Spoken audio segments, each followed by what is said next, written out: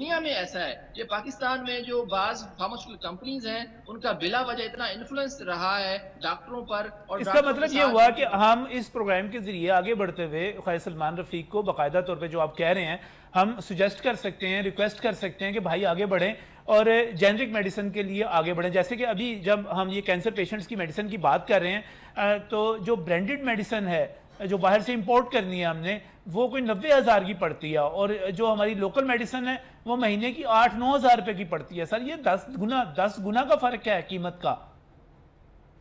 जी जी, वो तो वैसे जो आप गैल्विक है, वो है 1,99,500 रुपए की, जी वो 100 शायद mg। 180 की। और जी, जी 180 जी, गोलियों की। दूसरी जो है, दूसरी जो वैसे मतलब थोड़ी सस्ती मिल रही है टेंडर में जो है। आप ये देखें, टेंडर आप जेनेरिक पे करते हैं पंजाब में, बाकी सूबों में भी वही दवाई जो मार्केट में 200 रुपए की होती है, आप 20 रुपए की लेते हैं।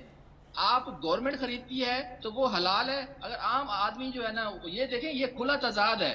तो हुकूमत का मैं समझता हूँ कि ये बड़ी ख्वाजा बड़ी साहब को अहम इस बात है। मैं तरह। मियां नवीज साहब की तरफ जाऊंगा इस पर कमेंट करने, क्योंकि मियां नवीज साहब भी इन चीज़ों के बड़े एक्सपर्ट हैं। लोकल परचेज का एक बहुत बड़ा स्कैंडल जो इन्होंने यहाँ पर उसको बेनकाब किया था। मियां नवीज साहब, ये दुरुस्त है कि एक दवा जो बाहर 200 रुपए की मिल रही है, हुकूमत जब टेंडरिंग में जाती है, मुकाबले में जाती है, तो वो 20 रुपए में खरीद के रख लेती है अस्पतालों में, इतना फर्क आ जाता है। हाँ जी, बिल्कुल ऐसा ही है। एक तो ये है कि चलो 20 रुपए की एक वो खरीदते हैं, लेकिन एक ये होता है कि स्टॉक आता ही नहीं और वो पेमेंट कर देते हैं। लोकल परचेज का वो अलहदा जो मसला एक है। बड़ा स्कैंडल है इस वक्त, जो है वो पीड एक्ट लग गया है उन लोगों के ऊपर, जो हमने बड़े प्रोग्राम हमने किए थे, और बड़ी तेज़ी से रोज़ एक नोटिफिकेशन जारी होता है, बड़ी तेज़ी से वो उसके ऊपर कार्रवाई हो रही है। एक तो ये, दूसरा ये है कि यहाँ पर मैं ये बात ज़रूर करना चाहूँगा कि जो मल्टीनेशनल कंपनियाँ और जो लोकल कंपनियाँ, नूर महर साहब इसको ज़रूर मेरी बात की जो है वो इसको वैलिड करेंगे, तस्दीक करेंगे कि ये एक बड़ी सारी लड़ाई है इनकी, बहुत ज़्यादा लड़ाई है, जंग है एक।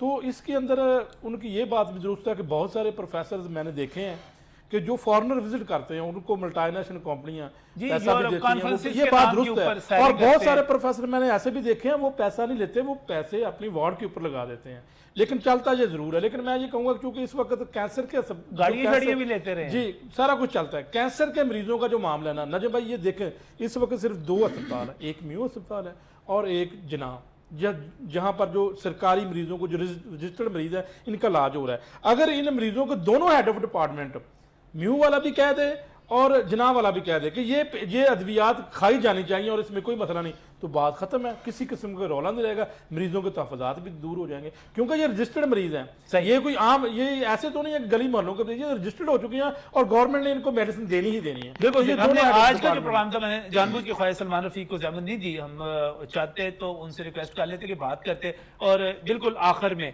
आपने पूरी डिबेट सुनी, अब आपकी राय क्या है?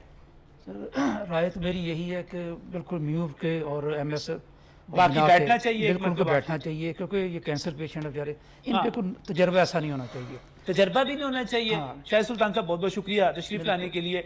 मियां नवीज साहब आपका भी शुक्रिया। लेकिन मुझे इस सेगमेंट के आखिर में मैं नूर महर साहब का भी बहुत मशकूर हूँ, उन्होंने हमें यहाँ पर ज्वाइन किया और बड़ी कीमती, बड़ी अहम अपनी राय जो थी वो दी। बड़े इनकलाबी किस्म के आदमी हैं, पता नहीं कितने 100 मुकदमात करवा चुके हुए हैं, डरते डरते नहीं है। लिहाजा जो भी उन्होंने बात की, मुझे यकीन है कि उन्होंने पूरे एतमाद के साथ की और हुब्बुल वतनी के जज्बे के साथ की। और मैं आखिर में ये चाहूँगा कि हुकूमत जो है एक स्टेप और ले। जहाँ पर इतना कुछ किया गया, वहाँ पर ख्वाजा सलमान रफ़ीक और इसके साथ साथ जो मुतलका माहिरीन हैं, ड्रग कंट्रोलर हैं या कोई भी हैं, वो साथ बैठ जाएँ, वो मुतलका लोगों को बिठा लें। जो रिजर्वेशंस है, अगर कोई ऐसी रिपोर्ट्स हैं कि मुकामी दुआ ने काम नहीं किया या रिएक्शन किया है, उसका भी जायज़ा लिया जाए। मैं नहीं चाहता कि हमारे जो कैंसर पेशेंट्स हैं उनके दिल में ज़रा सा भी शक, शुबा और इबहाम रह जाए। जब हम यहाँ पर लाखों नहीं, करोड़ों नहीं, शायद अरब रुपए तक बात पहुंचती है, इतना पैसा अपने कैंसर पेशेंट्स के लिए खर्च कर रहे हैं, तो हम थोड़ा सा वक्त खर्च करके उनकी तसल्ली और तशफ़ी क्यों नहीं कर सकते, उनकी रिजर्वेशंस को क्यों नहीं दूर कर सकते? और वो दुआ ज़्यादा असर करती है जिसके ऊपर यकीन होता है। यहाँ पे आप पंजाबी समझें तो इतने पीर जड़ा दम करा के और दुआ दे